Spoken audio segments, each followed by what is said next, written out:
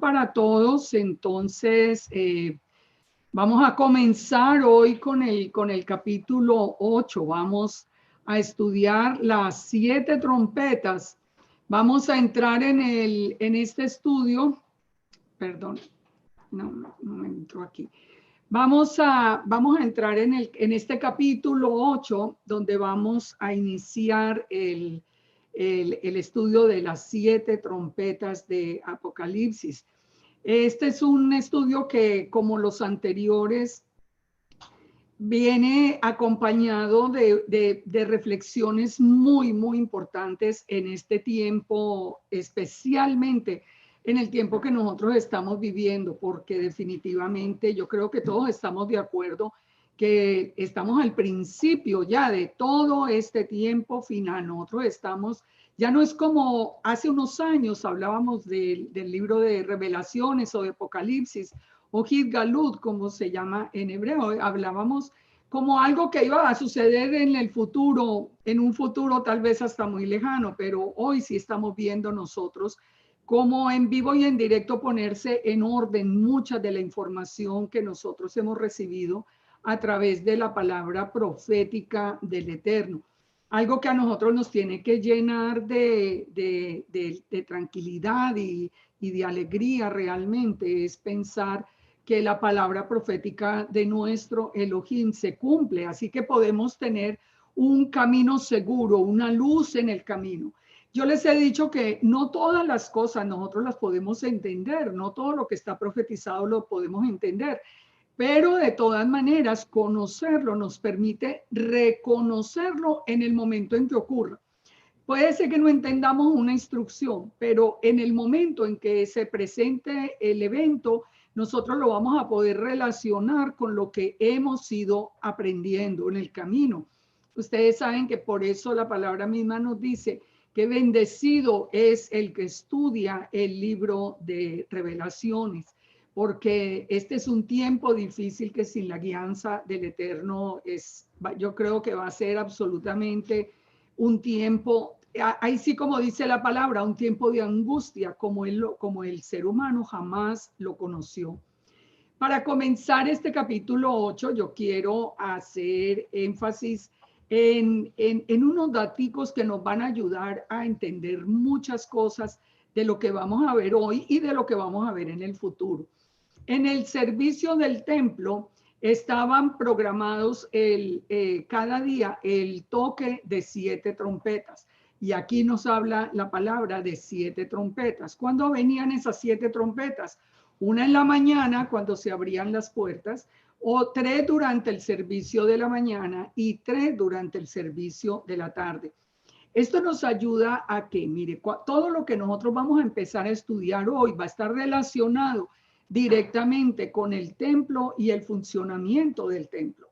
Por eso, cuando nosotros entendemos cómo funcionaba el templo, vamos a entender mucho mejor la revelación que el Eterno está dando y el momento en que las trompetas deben sonar. O sea, si nosotros estamos hablando de una secuencia de 7 trompetas, entonces nosotros tenemos que saber que hay una trompeta primero, una inicial, que es como comenzando el día, digamos como comenzando ese tiempo final. Tres trompetas vienen después seguidas en la mañana y hay un espacio y vienen las últimas 3 en la tarde. Esto lo vamos a entender mejor cuando estemos estudiando cada una de las trompetas, pero vamos a tener por lo menos esto en cuenta. Otro punto que yo quiero que tengamos en cuenta antes de entrar en materia del capítulo 8 es el hecho de lo que se ha llamado la piedra del fundamento. Si usted nunca ha visto ese estudio que se llama la piedra del fundamento en mi muro de YouTube, yo le recomiendo que lo vea porque entiende uno muchas cosas relacionadas con ese misterio que conecta a Jerusalén con el trono del Eterno, al Jerusalén físico con el Jerusalén celestial que después viene del cielo. Recordemos que aún desde el tiempo de Jacob, Jacob recostó su cabeza exactamente en el sitio donde tenía que estar el lugar santísimo del templo y vio una escalera que conectaba directamente con el trono de Elohim. Él vio una escalera, que después Yeshua nos dice que es el mismo, por donde los ángeles subían y bajaban. ¿Esto por qué? ¿Por qué estoy haciendo esta conexión? Porque muchos del relato de Apocalipsis nos habla como si estuviéramos frente al trono, pero sabemos que no hay nadie frente al trono, ni nadie puede estar frente al trono. Nadie, me refiero a ningún ser humano, porque el fuego consumidor del Eterno, pues nosotros moriríamos.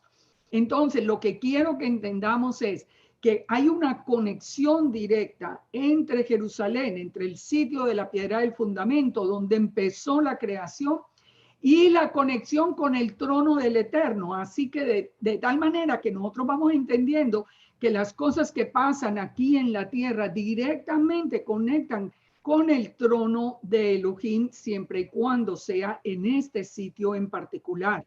Este es un misterio que, como les digo, ustedes lo pueden ver a través de ese estudio y que nos ayuda a entender la importancia de ese sitio en particular que fue llamado la puerta del cielo. Es decir, es una conexión que nosotros realmente como que no podemos entender y explicar, pero que creemos por la palabra, que es una conexión que existe porque la misma forma de estar la palabra revelada nos lo está confirmando. Entonces, entremos en Apocalipsis 8. Cuando abrió, dice, el séptimo sello, se hizo un silencio en el cielo como por media hora. Aquí estamos abriendo el séptimo sello. La semana pasada vimos los 6 primeros sellos y aquí entramos en el séptimo. En el séptimo sello es donde se van a abrir las 7 trompetas. Pero comienza con esto tan interesante acá. Cuando abrió el séptimo sello, se hizo silencio en el cielo como por media hora. ¿Por qué hay silencio en el cielo? ¿Qué significa ese silencio? Cuando nosotros vemos a través del Tanakh, específicamente nosotros vemos, por ejemplo, lo que nos dice el Salmo 37:7. Dice, guarda silencio ante Yahweh y espera en él. O sea, hay un momento, es el momento aquí cuando dice que se hizo silencio en el cielo, es porque se va a presentar delante del Eterno lo que vamos a ver a continuación. Cuando viene a presentarse delante del Eterno, cuando se está en la presencia del Todopoderoso, debe haber silencio. Nos dice, por ejemplo, también Habacuc 2:20, Yahweh está en su santo templo, calle delante de él toda la tierra. Ese silencio se hacía en el templo cuando se iba a ofrecer el incienso, pero ese silencio también está en el cielo de parte de él.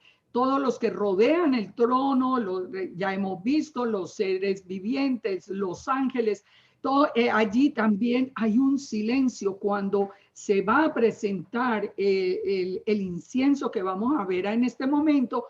Hay silencio esperando la respuesta del Eterno, una respuesta de aceptación o una respuesta de negación.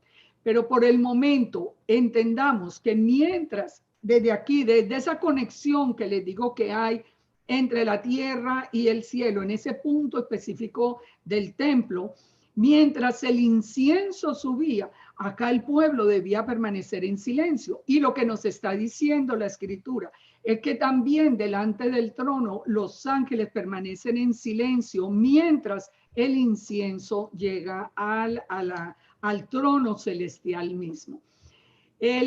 Aquí vamos a ver, volvamos acá al verso 2 y dice, y vi a los 7 ángeles que estaban en pie ante el Eterno y se les dieron 7 trompetas. Otro ángel vino entonces y se paró ante el altar con un incensario de oro y se le dio mucho incienso para añadirlo a las oraciones de todos los santos sobre el altar de oro que estaba delante del trono. Fíjense, es como si en el mismo momento en que acá se estuviera ofreciendo el incienso, allá también los ángeles estuvieran haciendo lo mismo, reforzándolo con las oraciones, dice, con todas las oraciones de los santos. ¿Quiénes son los santos? Israel es que nos dice la palabra, que es el pueblo apartado o santo. Entonces dice, y de la mano del ángel subió a la presencia de Elohim el humo del incienso con las oraciones de los santos. Así que hubo el silencio, el humo subía, el humo subía.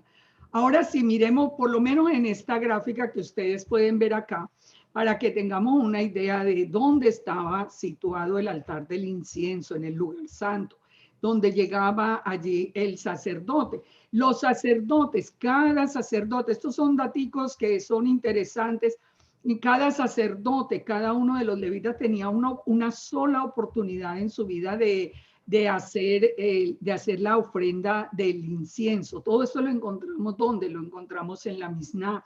Lo encontramos, por ejemplo, en Yomá 2:4, cuando nos dice que era por sorteo que se hacía, que cada uno de los sacerdotes, a ver quién iba a ofrecer el incienso. Pero allí nosotros estamos viendo los ángeles mismos ofreciendo ese incienso añadido a las oraciones delante del trono. ¿En qué momento? Fíjense, Éxodo 36 nos dice que el incienso se quemará cada mañana. Cuando se alisten la lámpara lo quemará, y dice en el verso 8, cuando Aarón encienda las lámparas al anochecer, quemará el incienso. O sea, el incienso se quemaba 2 veces al día. Había esta misma ofrenda. Era en la mañana y en la tarde, o sea, en el servicio de la mañana, en el servicio de la tarde. Ese incienso tenía una composición especial, una composición específica que solo lo conocían las familias abtinas en tiempos del templo. Ellos eran los encargados del incienso. El incienso, como un dato también muy interesante acá, se le añadía una hierba especial que se llamaba el Maale Hasham, que hacía que el humo subiera verticalmente. Entonces, conectemos como con la escalera que vio Jacob, como con esa conexión, y el humo de las oraciones de los santos que subían directamente al trono. Ese incienso, como les digo, no lo podía fabricar cualquier persona, tenía que ser especial. Y hoy por hoy no se conoce la composición exacta o lo que se utilizaba realmente para ese incienso. Yo aprovecho aquí para hacer una recomendación a todas las personas. Por favor, jamás quemen incienso. Un fuego extraño, un incienso extraño es abominable a los ojos del Eterno. Nunca esos inciensos que venden, eso vienen con otros orígenes que nosotros definitivamente nosotros nos tenemos que cuidar, porque el Eterno, a quien ofrece un incienso, un fuego extraño, recuerden que el Eterno abomina esto, y puede, como en el caso del fuego extraño que ofrecieron los hijos de Aarón, hasta murieron. O sea, nosotros tenemos que aprender realmente a creer en la palabra del Eterno y a permanecer temerosos de hacer lo que Él no ha ordenado. Bueno, sigamos adelante. Aquí vamos a entender algo que nos ayuda a ver este pasaje, porque nosotros cuando lo leíamos sin tener el conocimiento de la identidad israelita, ni de cómo funcionaba el templo, ni nada, nosotros como que no entendíamos esto de que ahora los carbones van a ser lanzados y por qué van a ser lanzados. Eso era un lenguaje completamente extraño para nosotros. Pero voy muy rápido con esta información, porque esta información nos va a ayudar a entender cuál era la oración que nos dice la tradición judía que se hacía en el templo a la hora del incienso. el Amidá, el Shemoneh Esrei. Sé que es una oración que hoy se hace también a diario. Hoy es una oración muy hermosa. Para los que no la conozcan, la pueden buscar. Y es una oración, es una oración que se divide en 3 secciones. Y aquí vamos a ver, aquí vamos a entender, la voy a pasar muy rápido. Hay un estudio también sobre la Amidá, pero la voy a pasar muy rápido para que entendamos qué es lo que está pasando en este capítulo 8. El Amidá comienza con la parte de los patriarcas, con el Avot, donde se saluda al Eterno y se le reconoce como el Dios de Israel y el Dios de Abraham, el Dios de Isaac, el Dios de Jacob. Esa parte de la oración termina declarando que el Eterno es el escudo de Abraham. El segundo es el Geburot, es decir, donde se está expresando el poder del Eterno. El Atagibor, se habla del Eterno como el dador de vida, como el que da vida a los muertos. Y bueno, ustedes pueden leer toda la oración completa. Se habla de todo el poder que tiene el Eterno y termina con las palabras, el que revive a los muertos. En la tercera parte es el Kiddush Hashem, el Atakadosh, que es reconocer la santidad del Eterno, que siempre está reconociendo que el Eterno es 3 veces santo y se anuncia el regreso a Sión. En la cuarta parte de la oración es la Biná, el Atajonen, que es el pedido de sabiduría, de comprensión, de conocimiento. O sea, se sigue orando pidiéndole que el Eterno nos llene de sabiduría. En la quinta parte es una parte de Techuvá, el Hashivenu, que es una parte donde se expresa arrepentimiento. Es un pedido por una mayor, con una mayor obediencia al Eterno y a sus mandamientos, y que Él nos ayude a regresar en arrepentimiento. Y la oración concluye precisamente pidiéndole que acepte ese arrepentimiento nuestro. Aquí ya vamos a ir dando puntos para entender Apocalipsis 8. La sexta bendición, ¿cuál es? El perdón, el Selijá, el Selach Lanu, donde se pide perdón para que se cure nuestra alma. Él se pide perdón por los pecados, el que da gracia, el que perdona abundantemente. Después sigue la séptima bendición, la liberación de la aflicción. Se ora por la redención, por la seguridad, es el Geulá. Oramos para que al pueblo de Israel le sea ahorrado tanto sufrimiento y se concluyen con las palabras proclamando al Redentor de Israel. La octava bendición es de sanidad. El refugio es la petición para curar a los enfermos. Se termina esa parte de la oración reconociendo que el Eterno es quien cura a los enfermos de su pueblo Israel. La novena bendición nos habla, es una petición de bienestar económico, se ruega por las necesidades materiales, para que el Eterno dé agua, nos dé la lluvia en su tiempo, nos dé bendiciones, esa es la petición que se hace en este momento de la oración. En la décima parte se ora por la reunión de los exiliados. Y fíjense qué interesante que los exiliados estamos regresando ahora precisamente. La reunión de los dispersos, porque todo Israel tiene que regresar a la tierra prometida como fue la promesa del Eterno, hasta que se ora pidiendo que suene el gran shofar de la redención, el del jubileo. Viene después la 11ª bendición, donde hay un restablecimiento de la justicia y se le pide al Eterno que sea Él el que venga a reinar sobre Israel. Se ora por los justos, se ora por la restauración de Israel, se ora por el regreso del renuevo y más adelante viene la oración, que es el pedido final para que el Eterno acepte todas estas oraciones que se le han hecho. Y finaliza con las palabras benditos el Eterno, quien acepta las plegarias.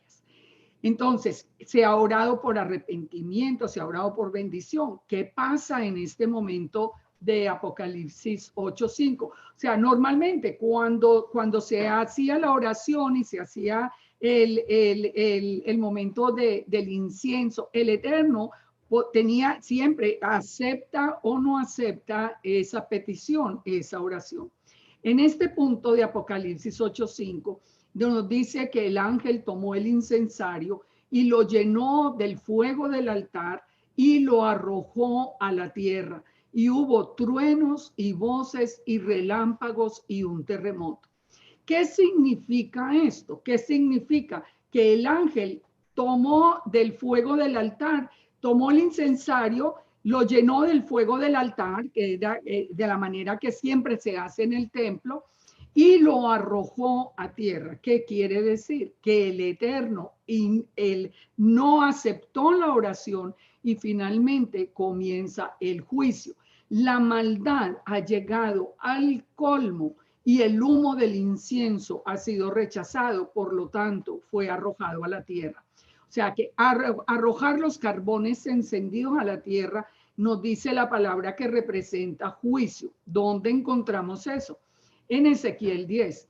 Dice, justo después de sellar los hombres que gemían por las abominaciones y se juzga la ciudad. Ustedes recuerdan que vimos la semana pasada en Ezequiel 8 y 9, todas las abominaciones que habían en el templo, cómo se hacía la endecha Tamuz, cómo se estaban adorando falsos dioses, todo lo que se estaba haciendo. En este momento, en Ezequiel 10 nos sigue diciendo que es un ejemplo de lo que está sucediendo en Apocalipsis 8. Dice, miré y aquí en la expansión que había sobre la cabeza de los querubines como una piedra de zafiro, que parecía como semejanza de un trono que se mostró sobre ellos. Y habló el varón vestido de lino y le dijo, entra en medio de las ruedas debajo de los querubines, llena tus manos de carbones encendidos de entre los querubines y espárcelos por la ciudad. Y entró a vista mía, y los querubines estaban a la mano derecha de la casa cuando este varón entró, y la nube llenaba el atrio de adentro. Entonces, aquí qué es lo que comienza? Si ustedes siguen leyendo el texto, comienza el juicio. La maldad en ese momento, la maldad de Israel había llegado al colmo. Vimos que las dos casas de Israel estaban llenas de pecado, llenas de idolatría. Y el Eterno finalmente, es la misma expresión, tira los carbones encendidos a la tierra y comienza el juicio y la mortandad que hubo en aquel momento. Ustedes lo pueden leer en el Tanakh. También en Isaías 6:6 nos habla de los carbones del altar, pero aquí en otro sentido, purificando. Dice, voló hacia mí uno de los serafines teniendo en su mano un carbón encendido tomado del altar con unas tenazas y tocando con él sobre mi boca, dijo, he aquí que esto tocó tus labios y es quitada tu culpa y limpio el pecado. Entonces, los carbones del altar o purifican o destruyen. Una de las dos. El Eterno puede purificarnos a nosotros con esos carbones del altar o puede destruir. Pero el objetivo de la destrucción, ¿cuál es al fin y al cabo? Purificar. ¿Por qué viene juicio entonces sobre la tierra? El objetivo es purificar la tierra, acabar con tanta maldad que se está viendo. En Números 16:47 también nos dice, porque es otro ejemplo, nos dice que Aarón tomó el incensario como Moisés dijo y corrió en medio de la congregación. Y aquí que la mortandad había comenzado en el pueblo y él puso incienso e hizo expiación por el pueblo. Y se puso entre los muertos y los vivos y cesó la mortandad. Y los que murieron en aquella mortandad fueron 14,700 sin los muertos. Aquí estamos hablando de la rebelión de Coré. Después Aarón volvió a Moisés a la puerta del tabernáculo cuando la mortandad había cesado. O sea, aquí vimos, siempre se trata de purificar. Hubo un pecado como el de Coré. ¿Cómo se purifica? Por medio del incienso se hizo expiación, pero vino purificación. En el caso de Lamentaciones, por ejemplo, nos dice, me cercó por todos los lados, no puedo salir, ha hecho pesadas mis cadenas. Aun cuando clamé y di voces, cerró los oídos a mi oración. Hay otros momentos en que el Eterno no va a purificar, sino que trae directamente juicio.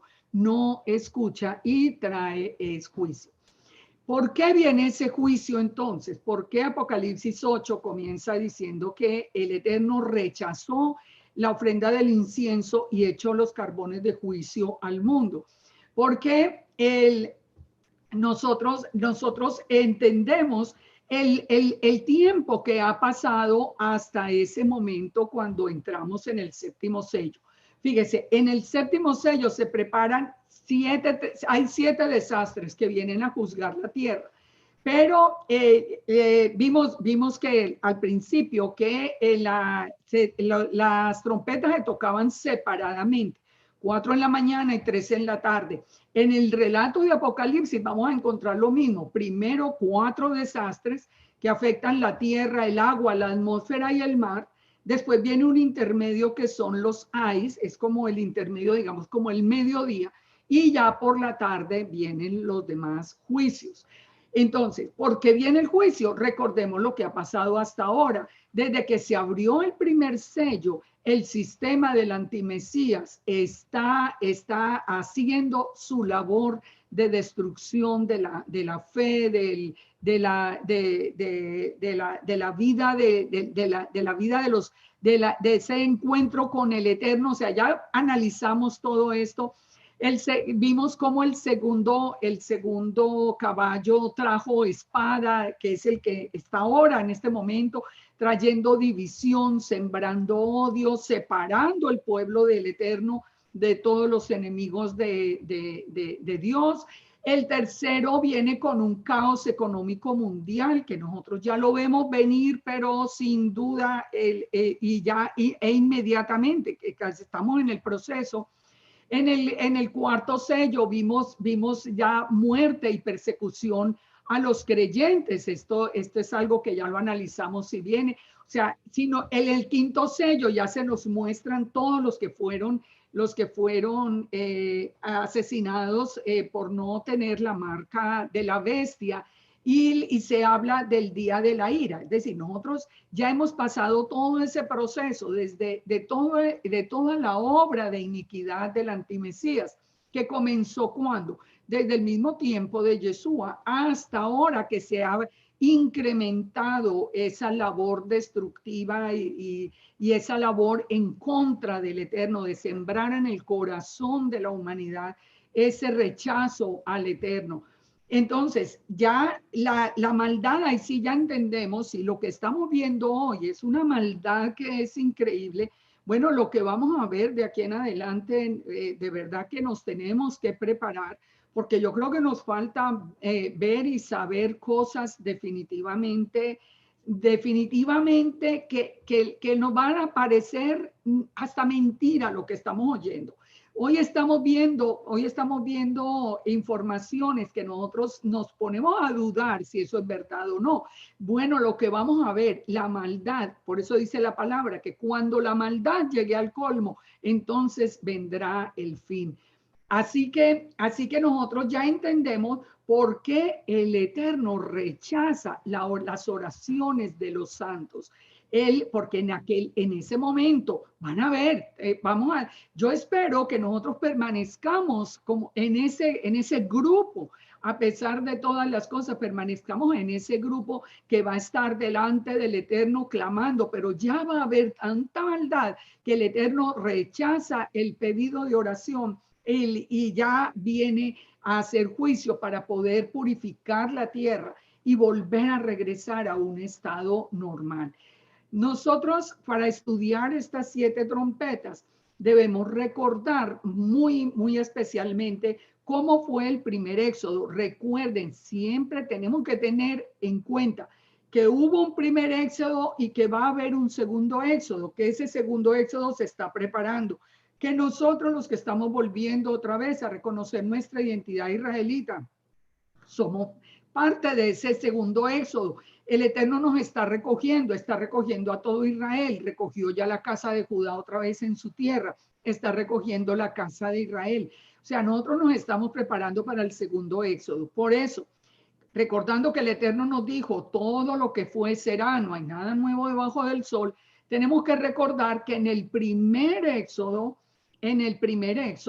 El pueblo de Israel, situado allí en Gosén, bajo la protección del Eterno, vio las plagas, vio el agua convertirse en sangre, vio la plaga de ranas, vio la plaga de piojos, de moscas, la de la peste del ganado, las úlceras, la lluvia de fuego y granizo, las langostas, los saltamontes, la plaga de tinieblas y aún la muerte de los primogénitos.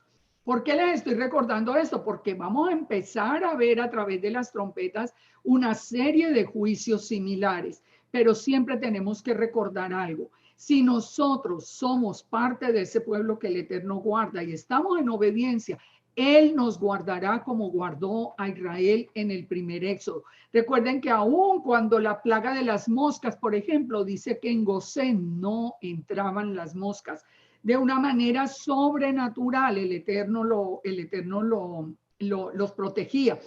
Esto es muy importante para que entendamos la importancia que tiene estar en obediencia ahora y conocer la palabra. Mire, yo me sorprendo de ver tantas veces a la gente que parece que sigue jugando con el Eterno. Ay, como es que eso no importa, como que eso lo ordena, ay, pero contarle que yo lo tenga aquí en el corazón. No, mire, nosotros estamos en un tiempo de absoluta seriedad para ponernos con el Eterno en una obediencia, pero estricta. De verdad que este es un tiempo que nos está dando el Padre para abrirnos los ojos.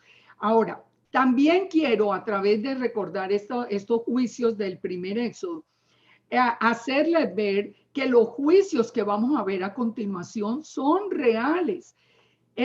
Yo escucho muchas veces que se dice, no, eso es simbólico, es que no, eso no va a pasar, eso no va a pasar, es que eso son solamente advertencias. No, el Eterno dijo, todo lo que fue será.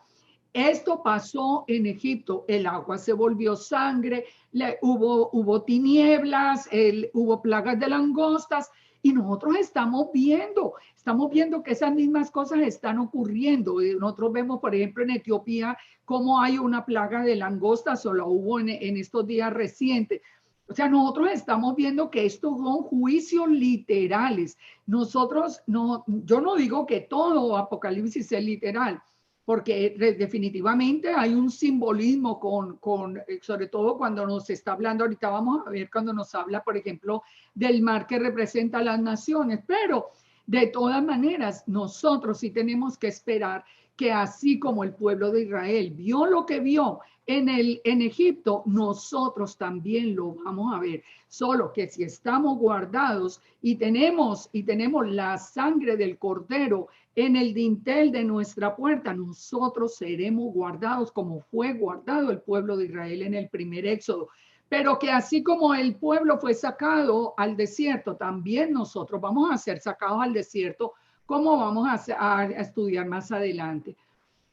Otro punto que es muy importante de tener en cuenta, en Éxodo 8:30, pongan la atención a esto, cuando las plagas estaban dando en Egipto, cuando Moisés oraba al Eterno para que una plaga terminara, la plaga terminaba. Por ejemplo, Éxodo 8:30. Moisés salió de la presencia de Faraón y oró al Eterno. Y el Eterno hizo conforme a la palabra de Moisés y quitó aquellas moscas de Faraón, de sus siervos y de su pueblo, sin que quedara una. O sea, el Eterno, de todas maneras, durante ese tiempo, nos va a escuchar la oración a los que estemos en obediencia a Él.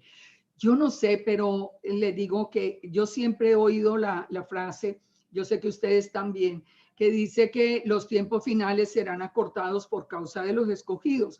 Y yo me doy cuenta, y yo creo que toda persona se da cuenta que los días hoy pasan tan rápido, es una cosa impresionante cómo pasa el tiempo como cada vez más rápido, pero yo preparando este estudio vino como algo a mi corazón que yo se los quiero compartir.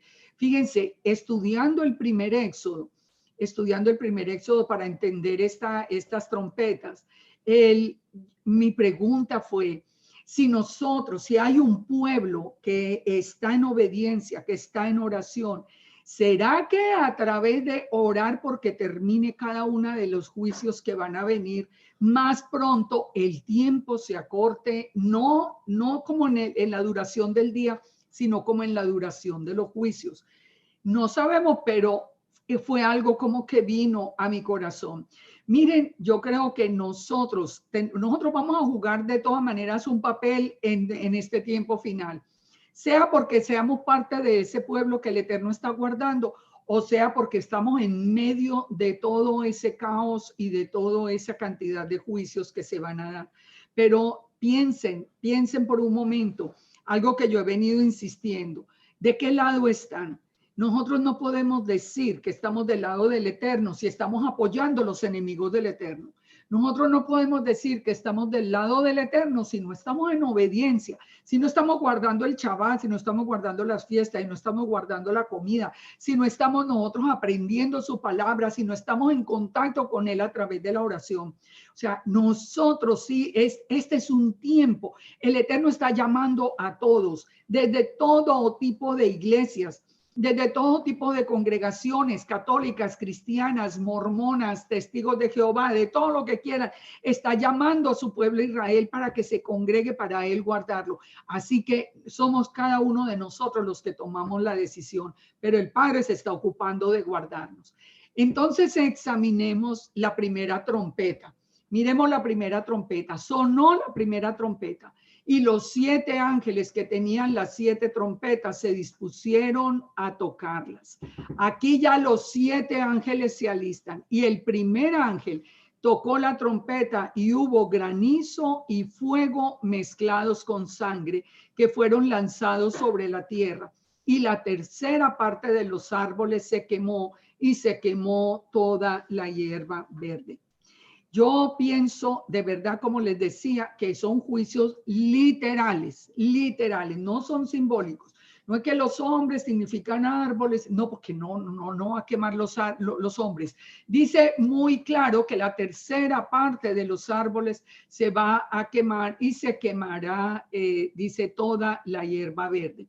¿Por qué granizo? Bueno, ya vimos que en el primer éxodo lo hubo. Pero fíjense que hay unos detalles que son muy interesantes en el Tanakh. El Eterno utiliza el granizo como, digamos, como un arma de juicio. En Job 38:22 dice, ¿has entrado tú en los tesoros de la nieve o has visto los tesoros del granizo que tengo reservados para el tiempo de la angustia, para el día de la guerra y de la batalla? Fíjense, el mismo Job está hablando del granizo que tiene el Eterno acumulado para el tiempo de angustia. Es una forma de hacer juicio. Nosotros estamos viendo hoy literalmente caer unos granizos de unos tamaños que no se habían conocido y literalmente nos dice que el Eterno los tiene guardados. Salmo 18:6. Cuando en el Salmo 18:6, que nos hace una referencia como a la primera creación, que nos dice que cómo hizo juicio el Eterno cuando el Hasatán se rebeló contra él, que es todo lo del la primera y segunda creación. En mi angustia, dice, invoqué al Eterno. Bueno, aquí viene el juicio del Eterno cuando dice que humo salió de su nariz, de su boca fuego consumidor, carbones fueron por él encendidos, inclinó los cielos, descendió. Esto fue cuando vino, que recuerden cómo empieza Berechit, que nos dice que la tierra estaba desordenada y vacía. Aquí es cuando el Eterno la está poniendo desordenada y vacía. Él no la creó desordenada y vacía. Pero ¿qué nos dice la palabra? Que cómo la desordenó, cómo hizo juicio. Aquí nos está diciendo, él cabalgó sobre un querubín y voló, puso tinieblas por su escondedero, por cortina suya, oscuridad de aguas, nubes de los cielos, por el resplandor de su presencia, sus nubes pasaron, cayeron granizo y carbones ardientes. Así que no es ningún misterio que al final vamos a ver caer también granizo y carbones ardientes. Tronó en los cielos el Eterno y el Altísimo dio su voz, granizo y carbones de fuego, exactamente como está anunciado para el tiempo final. Fíjense, el Eterno acaba de rechazar la oración, él empieza el juicio y lo primero que vemos que está cayendo son esos granizos y carbones de fuego. Así que son literales. En Isaías 18:15 también nos habla, nos dice, perdón, en el verso 15 del mismo texto que nos dice que se abrieron hasta los abismos de la tierra. Bueno, pero esto fue hablando de esa parte. En Isaías 28:16 también nos dice en el verso 17, he aquí, hablándonos de la piedra angular, que es Yeshua, sabemos, que también es la que están más en conflicto ahora, muchos dejándolo, muchos diciendo que es un hombre cualquiera, y toda esta cantidad de enseñanzas que hay en la apostasía de hoy, que nos dice, he aquí que yo he puesto en Sión por fundamento una piedra probada, angular, preciosa, de cimiento estable, que ya sabemos que no está hablando de Yeshua. El que creyere no se apresure, dice, y ajustaré el juicio al cordel y al nivel la justicia, y granizo barrerá el refugio de la mentira, y aguas arrollarán el escondrijo. Aquí, bueno, si analizáramos todo el texto que nos está hablando de la soberbia de Efraín y de Efraín que hoy está negando a Yeshua por agradar a la casa de Judá y todo esto, que nos dice que traerá un juicio de granizo para barrer el refugio de la mentira. En Isaías 32 también nos dice, el pueblo habitará en morada de paz, en habitaciones seguras y en recreos de reposo. Y cuando caiga granizo, caerán los montes. ¿De qué nos está hablando? Que el que sea verdaderamente pueblo va a estar guardado. El granizo caerá más allá. Fíjense, son detalles de la escritura que a nosotros nos tienen que enseñar en este tiempo final. Nos tienen que decir que sí tenemos un Elohim que nos guarda.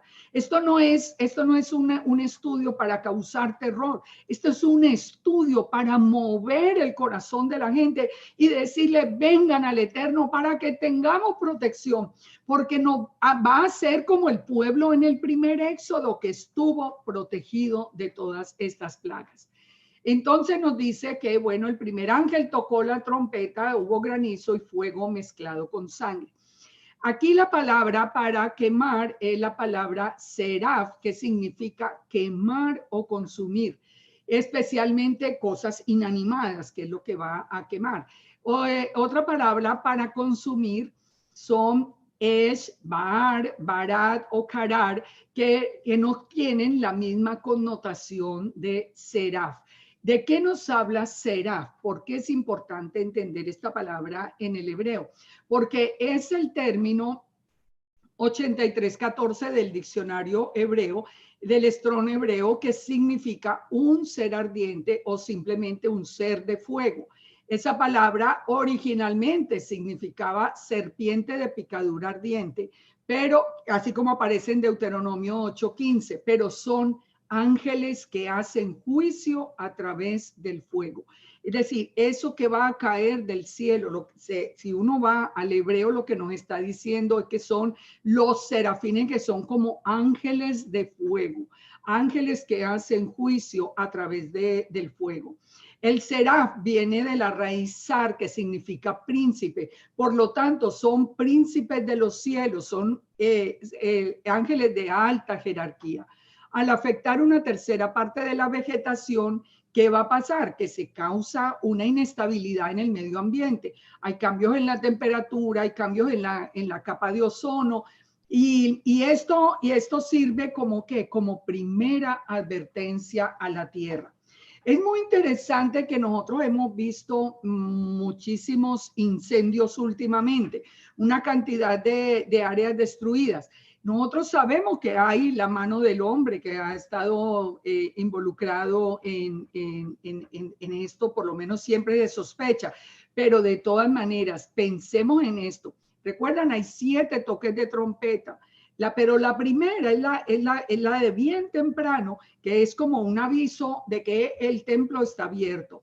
Aquí también este juicio sobre la tierra, donde aparecería mucha vegetación quemada, nos sirve como de una advertencia que está haciendo el Eterno a todos los seres humanos para decir, bueno, reaccionen, ¿están conmigo o están contra mí?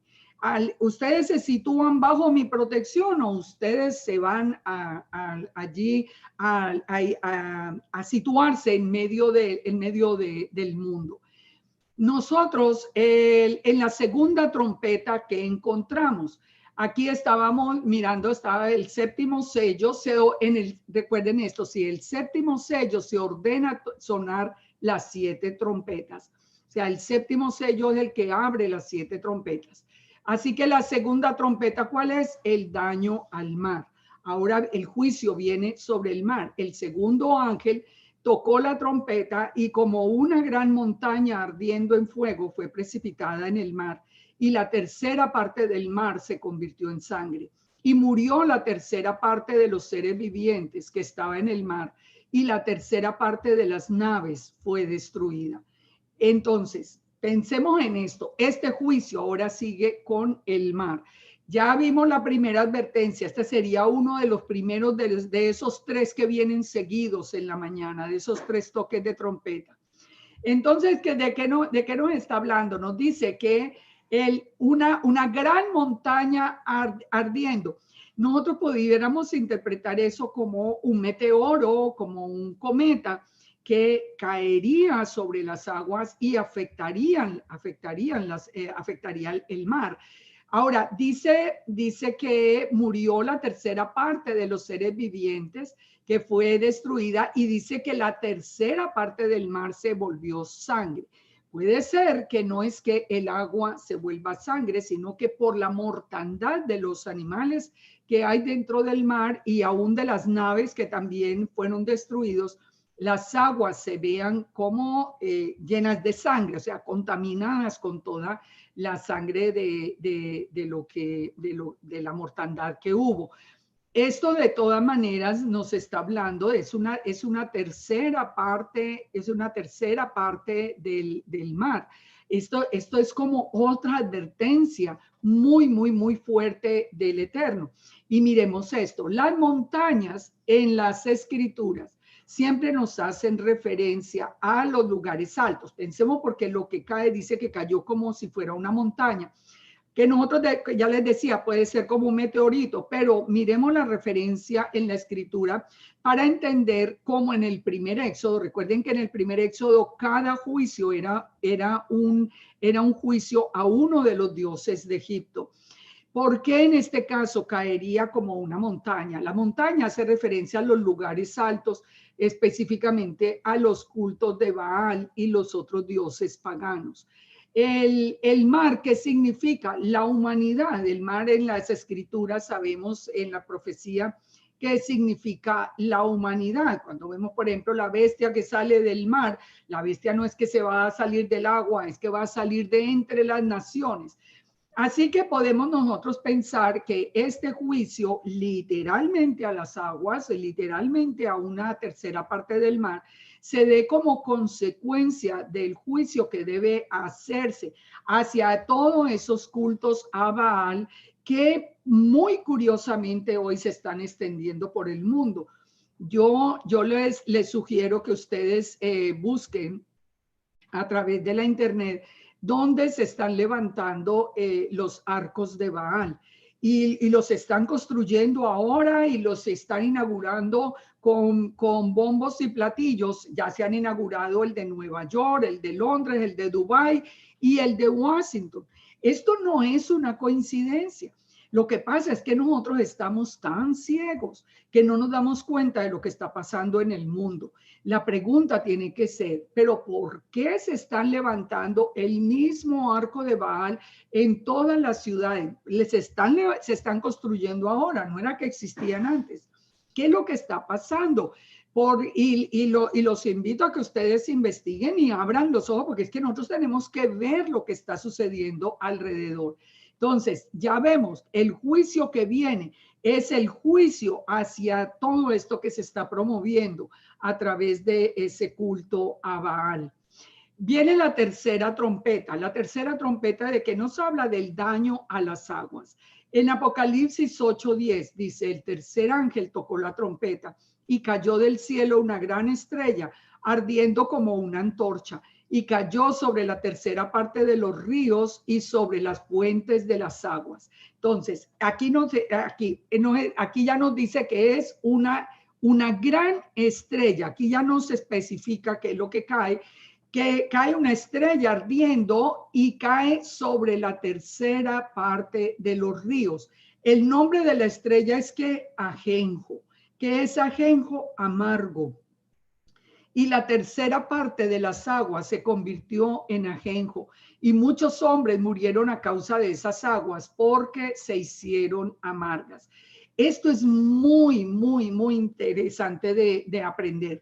El ajenjo, ¿qué es? Es una planta perenne de la familia de las compuestas que tiene unas hojas felpudas, blanquecinas, amargas, aromáticas y de uso medicinal, pero son muy amargas. ¿Qué pasa con las aguas amargas? Fíjense, nosotros hemos aprendido estudiando la Torá, hemos aprendido que desde que el pueblo de Israel salió de Egipto la primera vez, ellos cruzaron el Mar Rojo, una vez que cantaron el cántico de Moisés y se regocijaron de la libertad que habían tenido ya de la esclavitud de Faraón. Ellos empiezan a caminar y lo primero que encuentran son las aguas amargas de Mara, se llama porque Mara es amargura. Encuentran las aguas amargas, las aguas de Mara. ¿Qué fue lo que pasó allí en aquel momento? Dice que el pueblo tenía sed, pero no podían beber de las aguas porque las aguas eran amargas. Entonces Moisés clama al Eterno y el Eterno le dice que tome un madero y lo ponga sobre las aguas. Cuando el madero se puso sobre las aguas se volvieron dulces y el pueblo pudo tomar las aguas y ya continuar el viaje en el desierto. Esto es una enseñanza muy interesante y me imagino que lo han visto en los estudios de las parachot o de las porciones de la Torá, porque nosotros entendemos que ese madero era un anticipo profético de Yeshua, un anticipo profético de la obra de Yeshua. El único que podía endulzar esas aguas era Yeshua mismo. Ahora, cuando nosotros ya la Torá ha sido dada en el Sinaí, más adelante en Bamidbar o número 5:11 aparece lo que se llaman las leyes de Sotá, que nos dice que una mujer que se sospechara que fue infiel tenía que beber de las aguas amargas. No voy a entrar en el tema porque ustedes lo pueden buscar o ya lo saben, pero ¿cuál era el propósito de las aguas amargas? Si la mujer era inocente, la mujer nada le sucedía con las aguas amargas. Pero si la mujer era culpable, la mujer tenía una serie de consecuencias y podía hasta morir. Cuando Yeshua está en el madero, cuando ya Yeshua está en el madero, él ya está en la cruz, lo último que hace es que él dice, tengo sed, y lo que le acercan son el vinagre, aguas amargas. Él toma el vinagre, él toma las aguas amargas y él expresa algo muy interesante que es Gomer, que es todo está consumado. Gomer, que era la esposa de Osea, ya sabemos que representa esa casa de Israel por la que estaba muriendo. Él toma las aguas amargas y inmediatamente él muere. ¿Por qué murió? Porque él estaba muriendo en el lugar nuestro y nosotros éramos culpables. Habíamos dejado la identidad israelita, habíamos dejado la Torá. Así que la casa de Israel era culpable. Él muere entonces. Ahora ¿qué pasa? Hemos visto entonces, las aguas amargas a la salida es Yeshua el que las endulza. Ahora Yeshua después las toma por nosotros y él muere en lugar de nosotros. Pero ahora al final, en el Apocalipsis, vuelven a aparecer las aguas amargas. ¿Qué va a pasar? ¿Cómo podemos entender nosotros esto que vaya a pasar con nosotros? Yo creo que la conclusión es fácil de sacar. Si nosotros de verdad estamos con Yeshua, como dice la escritura, porque por eso él dijo, el que cree en mí, como dice la escritura, de su interior correrán ríos de agua viva. Él no dijo, el que cree en mí, como dicen los hombres, que yo soy un hombre cualquiera, hijo de José y de Miriam, y que no sé cuántas cosas, que eso no está en la escritura. Él dijo que si creíamos como está en la escritura, correrían ríos de agua viva. ¿Qué es lo que nos va a guardar a nosotros de esas aguas amargas por las que va a venir un problema bien, bien serio a la tierra? El mismo Yeshua. Él endulzó las aguas en el primer éxodo, las tomó por nosotros en la cruz y ahora el creer en él, recuerden que él nos dijo, nos librará de la ira venidera. Así que dense cuenta la importancia que tiene de decidir a quién creerle, si a la escritura o a todos los de la apostasía que están llevando a la gente por fuera de ella. Esta trompeta sacará a la luz que la fidelidad del pueblo. El que no esté realmente con Yeshua, pues las aguas lo irán a afectar si tocan, porque es una tercera parte de las aguas, si está alrededor de donde esté el parte del pueblo del Eterno.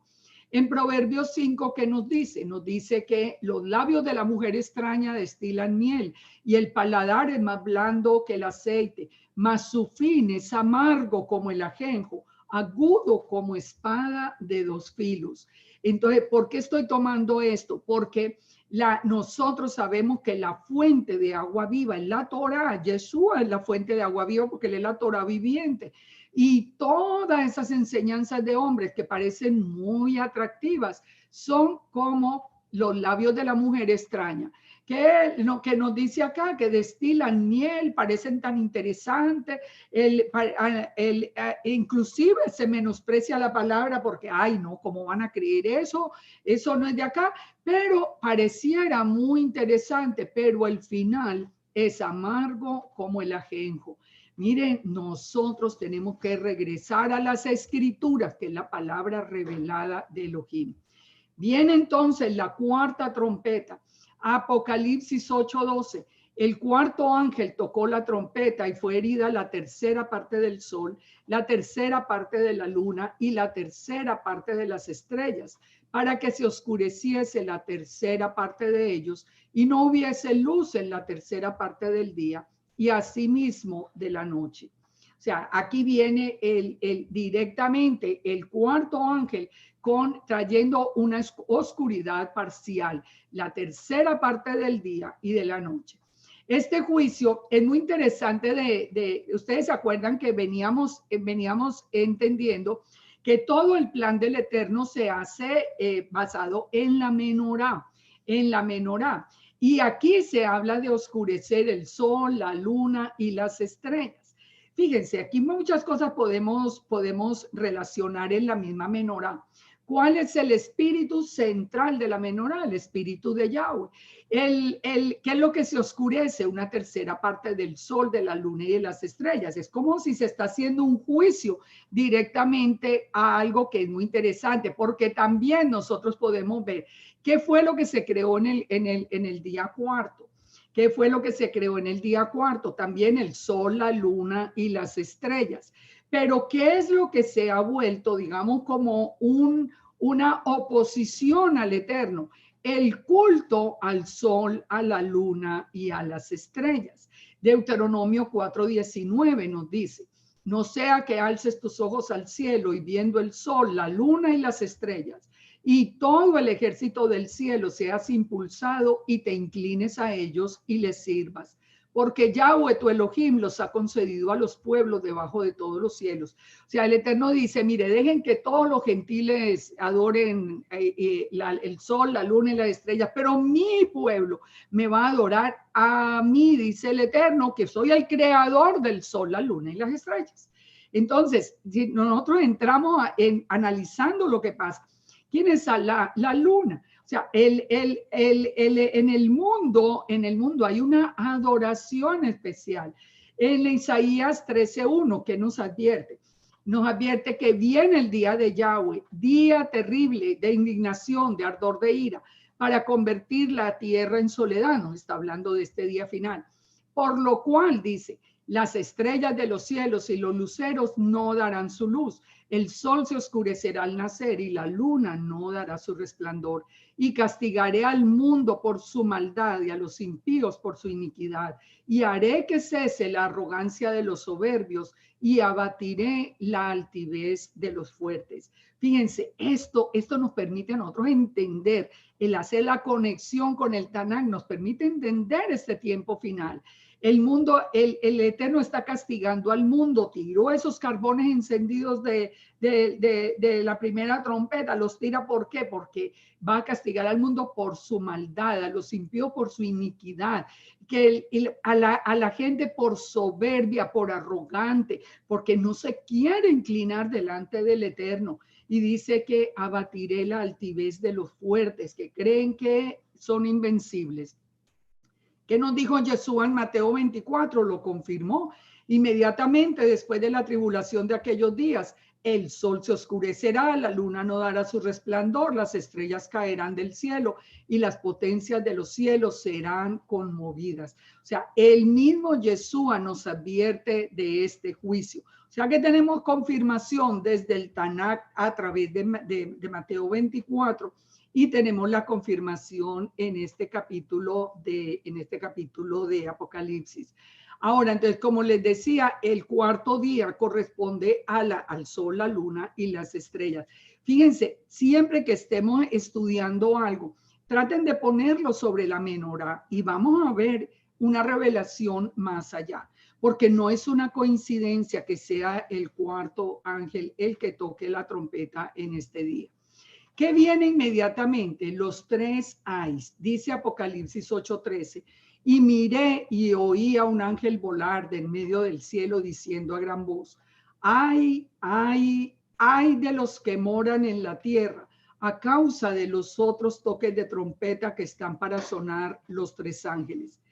Fíjense que ay, es como es una expresión que, siendo esos juicios tan fuertes, lo que viene sorprende aún a los mismos ángeles. ¿Cómo eran de fuerte lo que viene? Que los mismos ángeles se sorprenden. Y si nosotros ya aprendimos cómo era el orden de las trompetas, sabemos que de aquí en adelante va a comenzar los sonidos del chofar de la tarde, o sea, ya las últimas trompetas. ¿Cuál es la quinta trompeta? La quinta trompeta en Apocalipsis 9 nos dice: el quinto ángel tocó la trompeta y vi una estrella que cayó del cielo a la tierra. Fíjense, ya no es el juicio aquí a la tierra, al agua, al mar. No, aquí ya viene lo que dicen los ángeles: ay de los moradores de la tierra. Entonces dice que el quinto ángel tocó la trompeta, la estrella cayó del cielo a la tierra y se le dio la llave del pozo del abismo. Y abrió el pozo del abismo y subió humo del pozo como humo de un gran horno. Y se oscureció el sol y el aire por el humo del pozo. Y del humo salieron langostas sobre la tierra y se le dio poder como tienen poder los escorpiones de la tierra. Y se les mandó, pongan atención, se les mandó a esas langostas que salieron, que no dañasen ni la hierba de la tierra, ni cosa verde alguna, ni ningún árbol, sino solamente a los hombres que no tuviesen el sello de Dios en sus frentes. Este definitivamente es un punto que a nosotros nos tiene que sacudir. Si ustedes no vieron el capítulo anterior, cuando hablamos del sello de Dios en la frente de sus hijos, que dimos toda la sustentación bíblica de por qué viene el sello, cómo pone el sello el Eterno, nosotros aquí empezamos a ver que este juicio, que los ángeles mismos se aterrorizan, dice que viene para los hombres que no tengan el sello de Dios en sus frentes. Por eso les decía en la semana pasada, tenemos que tener ese sello. Busque el capítulo anterior para que vean cómo se tiene ese sello. Porque definitivamente, fíjense esto, vamos a analizarlo, este quinto ángel, la llave del pozo del abismo. Entonces, no sigue diciendo el verso 5, les fue dado no que los matasen, o sea, esas langostas no van a matar a la gente, sino que los van a atormentar 5 meses. Y su tormento era como tormento de escorpión cuando hiere al hombre. Y en aquellos días los hombres buscarán la muerte, pero no la hallarán, y ansiarán morir, pero la muerte huirá de ellos. El aspecto de las langostas, aquí nos va a describir las langostas, eran semejante a caballos preparados para la guerra. En las cabezas tenían como coronas de oro, sus caras eran como caras humanas, tenían cabello como cabello de mujer, sus dientes eran como de leones, tenían corazas como corazas de hierro, el ruido de sus alas era como el estruendo de muchos carros de caballo corriendo a la batalla. Ahora, fíjense, nosotros podemos entender esto que nos está relatando como el aspecto de las langostas, caballos preparados, pero que en la cabeza tienen coronas y las caras son como caras humanas. Nosotros decimos, pero aquí de qué nos está hablando. Yo no pretendo, como les digo, inventarme algo, pero vamos a tratar de explorar las posibilidades que están sobre la mesa para que por lo menos nosotros tengamos como una idea de todo este proceso de la quinta trompeta. ¿Con qué se relaciona la quinta trompeta? Se relaciona con la presencia de los ángeles caídos, porque sabemos por Apocalipsis 9:11 que nos habla, y lo vamos a ver un poquito más adelante, pero quiero tomar esto aquí para poder empezar a analizar sin irme tan lejos, donde nos dice, tienen por rey sobre ellos al ángel del abismo, cuyo nombre en hebreo es Abadón y en griego Apolión. O sea, ya nos empieza a dar un dato de esto que salió del abismo, de lo que salió del abismo. Abadón, ¿qué es? Abadón nos dice la misma concordancia que es Kokam Nepal, que significa la estrella caída, pero también nos dice que se relaciona con los Nefilim. Los Nefilim aparecen ¿en qué tiempo? En el tiempo de Noé. Recuerden que Yeshua dijo que el final iba a ser como los tiempos de Noé. Yo sé que mucho se habla ahora que de extraterrestres, y ustedes oyen hablar que extraterrestres que van y vienen. Yo creo que no, yo creo que definitivamente la palabra nos está advirtiendo el regreso de los Nefilim. El regreso de los Nefilim. ¿Quiénes son esos ángeles caídos? Esos ángeles que vinieron, que estuvieron con las hijas de los hombres y de los que nacieron los gigantes de aquel tiempo. Vamos a mirar en qué nos podemos basar para esto. Miremos Judas 1:6, porque ustedes saben que a mí me gusta es interpretar en la misma escritura, no inventarme por allá cosas. Judas 1:6 dice, a los ángeles que no guardaron su dignidad, sino que abandonaron su propia morada, los ha guardado, está hablando del Eterno, los ha guardado bajo oscuridad en prisiones eternas para el juicio del gran día. ¿Quiénes son esos ángeles que no guardaron su dignidad? Ya sabemos de la rebelión de Hasatán, de los ángeles que se rebelaron con él. Yo sé que en el judaísmo se dice que no, esto nunca ocurrió. Esto sí ocurrió, la palabra nos lo dice muy claro. La palabra eso está sustentado en la escritura de una manera absolutamente clara. Y el Eterno nos dice que esos ángeles están guardados en prisiones eternas, dice, para el juicio del gran día. Segunda de Pedro 2:4 que dice, porque si el Eterno no perdonó a los ángeles que pecaron, sino que los arrojó al infierno, dice, pero el infierno aquí es la palabra tártaro, dice, los entregó a prisiones de oscuridad para ser reservados al juicio. están en prisiones de oscuridad reservados para el juicio. Y si no perdonó al mundo antiguo, sino que guardó a Noé, pregonero de justicia, con otras 7 personas, trayendo el diluvio sobre el mundo de los impíos. O sea, tenemos por lo menos esas confirmaciones de que hay unos ángeles que no guardaron su dignidad, que están en prisiones perpetuas reservados para el tiempo del juicio. Fíjense, la palabra nefilim viene de la palabra caído. Cuando en Isaías 14:12 dice, ¿cómo caíste del cielo, lucero, hijo de la mañana? La palabra caíste, de caído, es en la concordancia hebrea el número 5307, que significa nefal o nafal, de que es el singular de nefilim. El nafal es el singular de nefilim. Si nosotros podemos entender a través de captar toda esta enseñanza de esos ángeles que no guardaron su dignidad, que están metidos en el abismo, que van a ser, que son soltados en este momento, cuando se abre el abismo, podemos entender la diferencia que existe entre ángeles caídos o demonios y espíritus inmundos. Son cosas diferentes que la gente confunde los ángeles caídos con los espíritus inmundos. Los ángeles caídos fueron los ángeles que se rebelaron y que quisieron el trono del Eterno con Hasatán a la cabeza. Los espíritus inmundos, los espíritus inmundos son los espíritus de esos seres que procrearon con las hijas de los hombres, que no son ángeles, no son ángeles porque tienen también un ADN humano, pero tampoco son humanos simplemente, y son simplemente lo que son los espíritus inmundos. ¿De dónde sale esta explicación? Bueno, yo siempre les doy la referencia y la explicación ustedes la pueden encontrar en el libro de Enoc.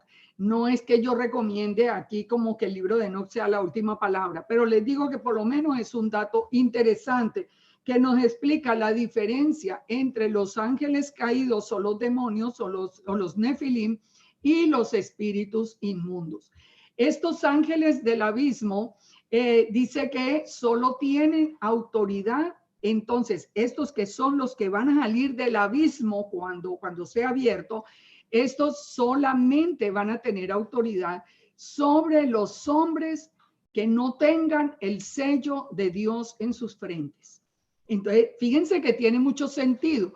Si el Eterno a nosotros nos selló, como selló, recuerden la primicia, los 144,000, y después va a sellar toda la cosecha que viene hacia ese tiempo final. Si nosotros tenemos el sello del Eterno, pues tiene lógica que estos nefilim, estos ángeles caídos, no puedan hacernos daño.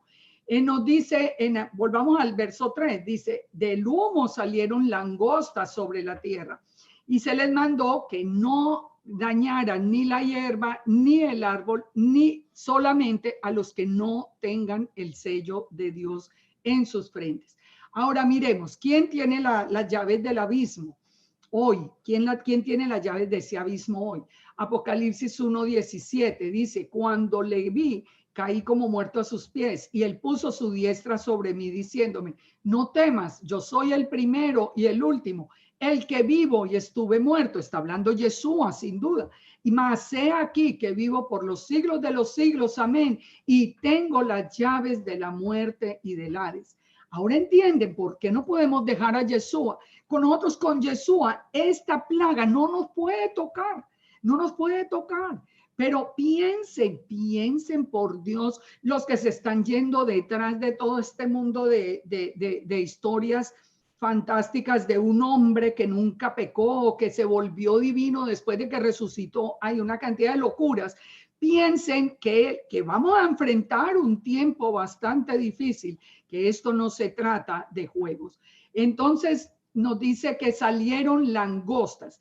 Que lo que en la enciclopedia Gesenius, en la página 75, la palabra langosta también hace referencia a la palabra arbe, que está relacionada directamente de nuevo con los nefilim. especialmente con los anaquitas descendientes de Caín.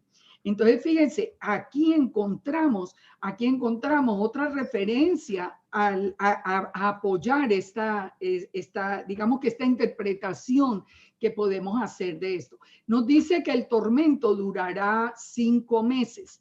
No, nos dice que el tormento durará 5 meses. Pero yo les decía, hay que explorar todas las posibilidades. Entonces, una posibilidad, los nefilim. La otra posibilidad, ¿cuál es? Todos los diferentes reinos que asolaron a Israel son comparados con langostas. En Joel 1:4 dice, lo que quedó de la oruga comió el saltón, lo que quedó del saltón comió el revoltón, y la langosta comió lo que del revoltón había quedado. ¿De qué nos está hablando? De todos esos reinos que asolaron a Israel. En Números 13:33 nos dice también, recuerden cuando fueron los espías a recorrer la tierra, que dice que vieron los gigantes, vieron los nefilim, y que ellos eran delante de ellos como langostas. Pero en Jueces nos dice una cosa muy interesante con respecto al término de las langostas. Nos dice que los descendientes de Esaú, los madianitas y los amalecitas, que son los edomitas, recordemos que el conflicto final es entre Esaú y Jacob. El conflicto final es entre Edom e Israel. Aquí la palabra nos dice en Jueces que los edomitas, dice en Jueces 6:5, subían ellos y sus ganados y venían con sus tiendas en gran multitud como langostas. Ellos y sus camellos eran innumerables y así venían a la tierra para devastarla. O sea que también hay una referencia a los edomitas como langostas en el Tanakh, porque por donde pasaban, arrasaban. Ahora, si nosotros seguimos analizando Mateo 24, también encontramos todo esto. Encontramos que después de la tribulación vienen, después de que se oscurezcan el sol, la luna, las estrellas, aparecerá la señal del Hijo del Hombre en el cielo. Entonces lamentarán las tribus de la tierra y verán al Hijo del Hombre viniendo sobre las nubes del cielo con poder y gran gloria. Y enviará a sus ángeles con gran voz de trompeta y juntarán a sus escogidos de los 4 vientos desde un extremo del cielo hasta el otro. Yo les vengo diciendo, no pueden tocar a los que no tienen el sello. O sea, no pueden tocar a los que tienen el sello de Dios en sus frentes. Y Yeshua nos está hablando de los ángeles recogiendo ese remanente para protegerlo. Aquí podemos ir uniendo una cantidad de conceptos que van estando como en orden. Así que ahí nos dice, sigue diciendo en el verso 37, más como en los días de Noé será la venida del Hijo del Hombre. ¿Qué pasó en los días de Noé? Los nefilim, los gigantes, todo esto igual. Cuando van a ser después recogido el remanente para ser guardado. Después vamos a entrar en este tema. Esto lo paso así nomás porque lo voy soltando para poderlo unir en los capítulos posteriores. Yeshua, él podía haber estado al advertirnos del tiempo de Noé, advertirnos de la presencia de estos nefilim. Ahora, fíjense, otra cosa que podemos ligar aquí es la visión última de Daniel, donde nos habla de que el último reino es una mezcla de hierro y de barro. Son mezclas humanas, pero que no se unen, no se compactan. Es una mezcla, como diríamos, o como la estamos viendo, que se está planeando hoy, entre diferentes religiones, entre diferentes razas, entre que si los musulmanes se unen con el pueblo creyente para una nueva religión mundial, que si se está hablando de un solo gobierno mundial, que nosotros estamos viendo ya las naciones tan diferentes en pensamiento, en raza, en religión, en costumbres, en todo, hablando de unificarse, de un nuevo orden mundial. Eso es lo que nos está hablando Daniel. Es una mezcla ahí que no es compacta, no es que todos van a pensar igual, sino que medio se unen ahí solo porque tienen un enemigo en común que es el Eterno. Ellos se unen para luchar contra el Todopoderoso y contra el pueblo del Eterno. Pero esa unión no es una unión muy real. Ahora, nosotros pudiéramos, nosotros pudiéramos pensar que se pueden hasta reunir todos estos tres.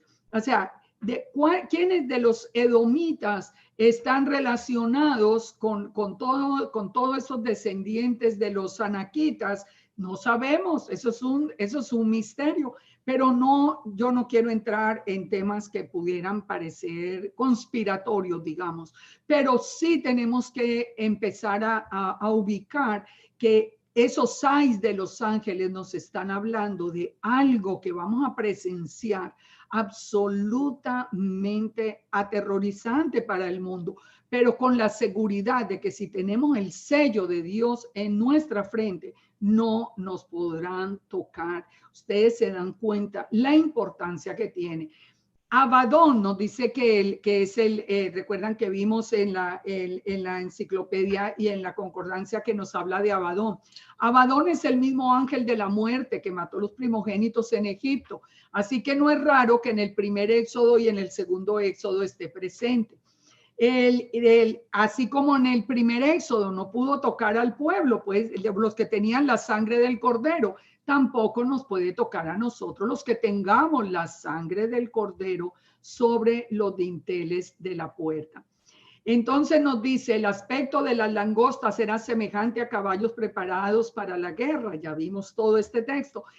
¿Qué significa esto? No lo sabemos.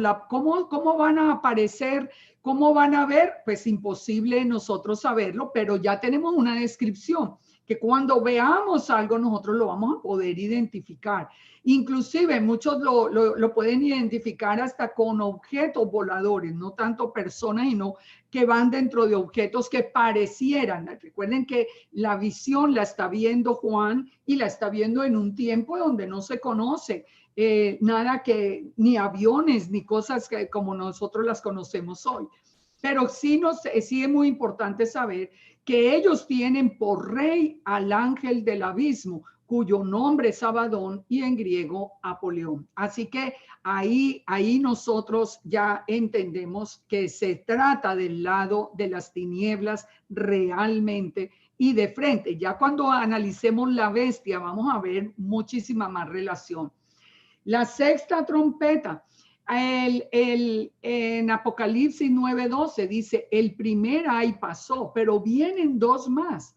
Imagínense, aparte de todo esto, el sexto ángel tocó la trompeta y oí una voz de entre los cuernos del altar de oro que estaba delante de Dios, diciendo al sexto ángel, desata los 4 ángeles que están atados junto al gran río Éufrates. Aquí venimos con algo que está pasando muy interesante en este momento. Y fueron desatados los 4 ángeles que estaban preparados para la hora, día, mes y año a fin de matar la tercera parte de los hombres. Fíjense, esto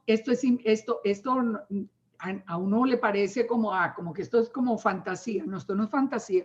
Si el Eterno lo está diciendo, miren, yo lo creo, porque ya tenemos el registro como les digo, del primer éxodo.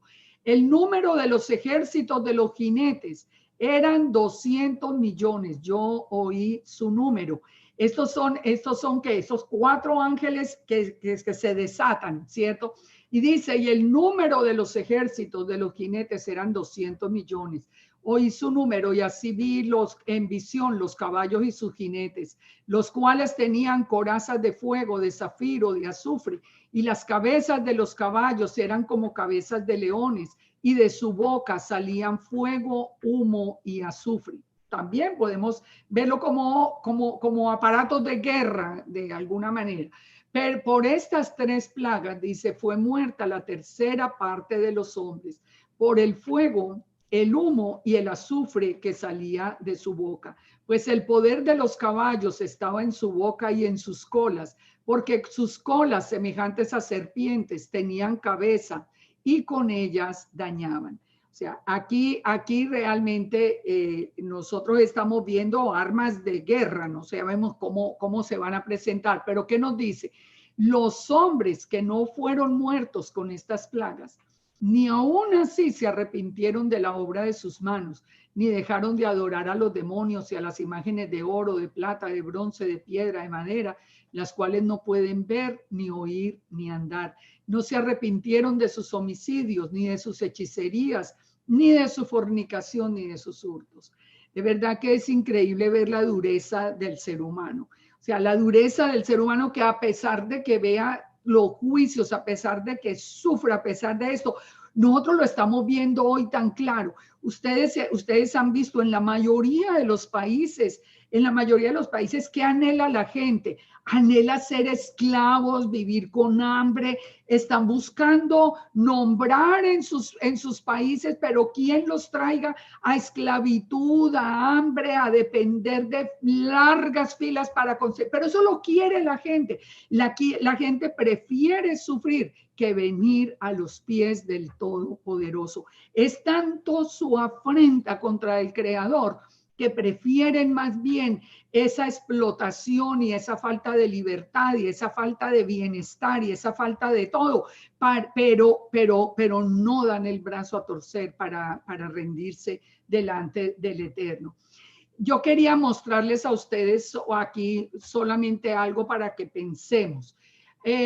Yo no sé si ustedes han escuchado, aquí ya vamos terminando, lo que es un manticore. Un manticore es una criatura legendaria persa similar a una esfinge egipcia. Tiene el cuerpo de un león rojo, una cabeza humana con 3 hileras de dientes afilados y con voz de trompeta. Otros aspectos de la criatura varían de una historia a otra, puede ser cornudo, alado o ambos. La cola es como de dragón o de escorpión y puede disparar espinas venenosas para paralizar o matar a las víctimas. Y devora presas enteras y no deja ropa, huesos o posesiones. Esto es algo de la leyenda persa, pero ¿qué nos dice? Fíjense, en la Divina Comedia se toma esta figura y es representada como un demonio. Lo que les quiero mostrar, porque llama mucho la atención, es que si ustedes van también a todos los registros egipcios, ustedes van a ver figuras que parecen con cabeza de animales y cuerpos de hombres, que siempre lo vimos como parte de la leyenda, pero pudiera ser, no sabemos que hubieran sido personajes, digamos, que la gente en aquel entonces vio cuando los nefilín existían. Recuerden que también fue corrompido el ADN de los animales y se nos dice que en el tiempo de Noé también hubo esa corrupción del ADN animal con el ADN humano. O sea, nosotros no sabemos si esto salió de la imaginación de la gente o si simplemente esa leyenda, lo que aparece como una leyenda, fuera parte de algo, porque esto es antiquísimo, esto fuera parte de algo que alguien vio y alguien reprodujo a través de pinturas, no sabemos. ¿Por qué lo pongo? Pues porque para que se den cuenta, porque si ustedes buscan en todas esas tumbas egipcias antiguas, ustedes se van a encontrar con todas esas figuras que nosotros decimos mitología, pero que finalmente pues tenemos que tener un poquito la mente abierta para pensar que esto que nos está relatando, estas figuras que nos está diciendo Apocalipsis, pudieran ser reales a la hora de la verdad. No lo sabemos, o simplemente máquinas de guerra. Lo importante, como les digo, es que nosotros sepamos cuál es la instrucción para que la sepamos reconocer. Ahora, ¿por qué les muestro esto del Éufrates? Porque nos dice que los 3 ángeles están allí en el Éufrates. Y con el río Éufrates, si ustedes buscan por el internet, está ocurriendo algo desde hace muchos años muy interesante, porque el río Éufrates se ha venido secando y la palabra nos dice que se tiene que secar para que pasen esos ejércitos. O sea, esto es un proceso que se ha venido dando poco a poco. Nosotros estamos entrando en esta parte de la historia aún sin darnos cuenta. Terminemos con leyendo Joel 1, que nos está hablando de este tiempo en específico. Cuando nos dice que escuchen, moradores de la tierra, que esto le van a contar a los hijos y a las generaciones. Ya vimos lo que quedó de la oruga, comió el saltón, ya vimos lo que había, los que habían venido contra Israel. Y el Eterno les dice: despierten, borrachos, llorad, gemid los que bebéis vino. O sea, despierten, porque hay un pueblo fuerte e innumerable que subió a mi tierra, sus dientes como dientes de león y sus muelas como muelas de león. La vida está seca, dice, pereció la higuera, el granado también, la palmera, el manzano, los árboles del campo se secaron. O sea, nos está hablando de todo esto que acabamos de ver hoy. Ceñid, ¿qué nos recomienda el Eterno a través del profeta Joel?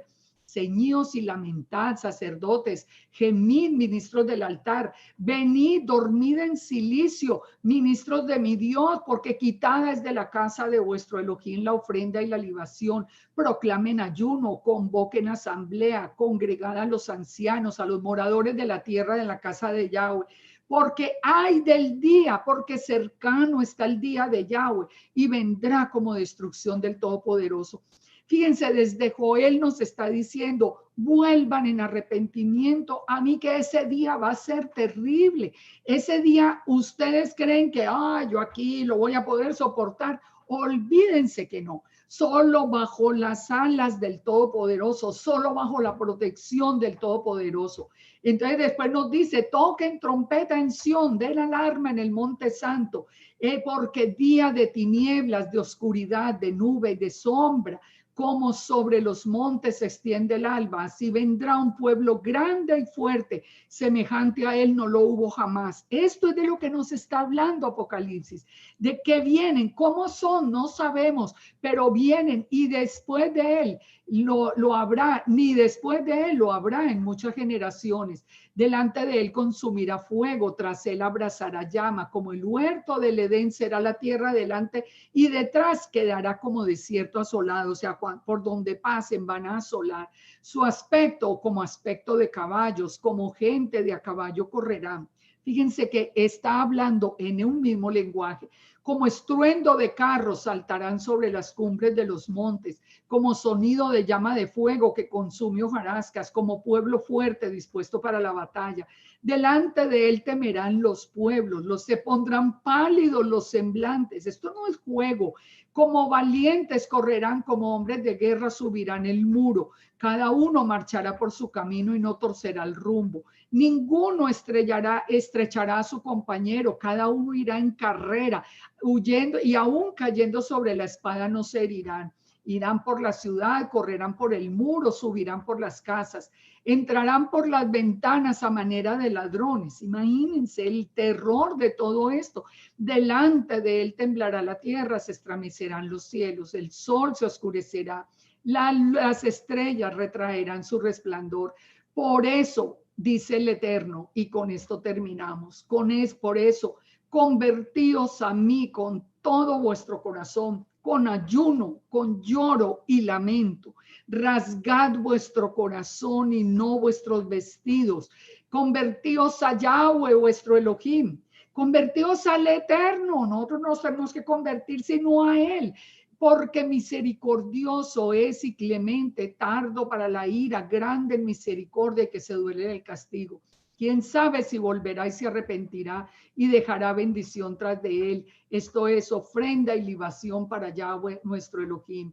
Tocad trompeta en Sión, proclamad ayuno, convocad asamblea, reunid al pueblo, santificad la reunión, junten los ancianos, congreguen los niños, y a los que maman, salga de su cámara el novio y de su tálamo la novia.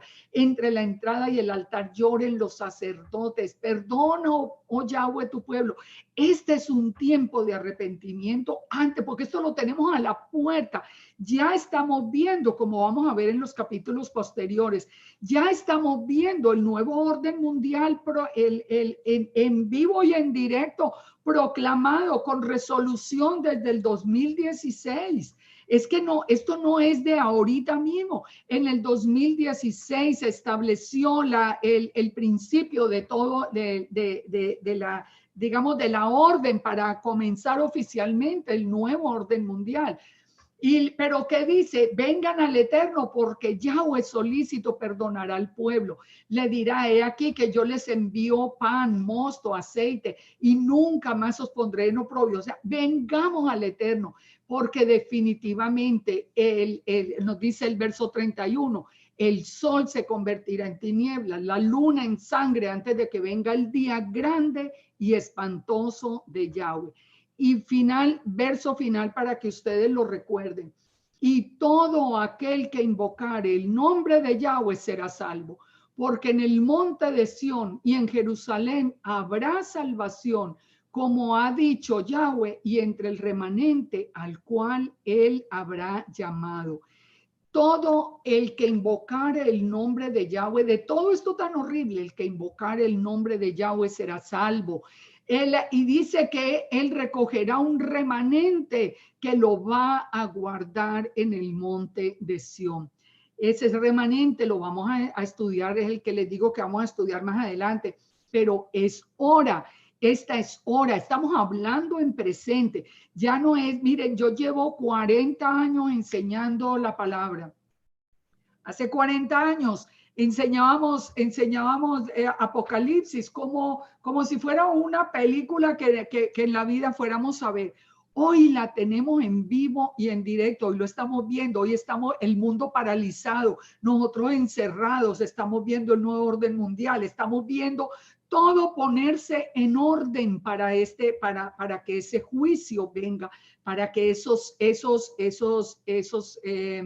incienso, todo lo del altar sea tirado a la tierra y comience todo este juicio. Vamos a dejar hasta acá y ya la próxima semana vamos a continuar con el segundo intermedio antes de la última trompeta, porque vienen los 7 truenos para la próxima semana. Así que sea un llamado muy especial a arrepentimiento. Miren, dejemos de ver el Apocalipsis ahí como si estuviéramos viendo aquí algo muy, a ver, como una película de terror. No, es la vida diaria y este es el momento en que el Eterno nos está llamando a arrepentimiento, a volver a Él. Dejen de escuchar cosas por fuera de las escrituras. Dejen no se dejen cambiar el camino del Eterno por mandamientos de hombres y pensamientos de hombres. El único que nos reveló la verdad es el Eterno.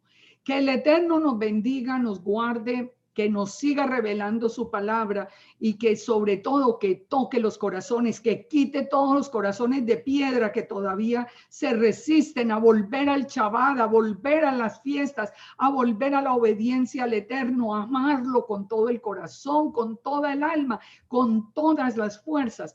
Que el Eterno nos permita ese cambio de corazón por un corazón de carne que le ame y que se pueda arrepentir mientras haya tiempo. Shalom para todos, gracias por acompañarme y que el Eterno los bendiga. Shalom, shalom.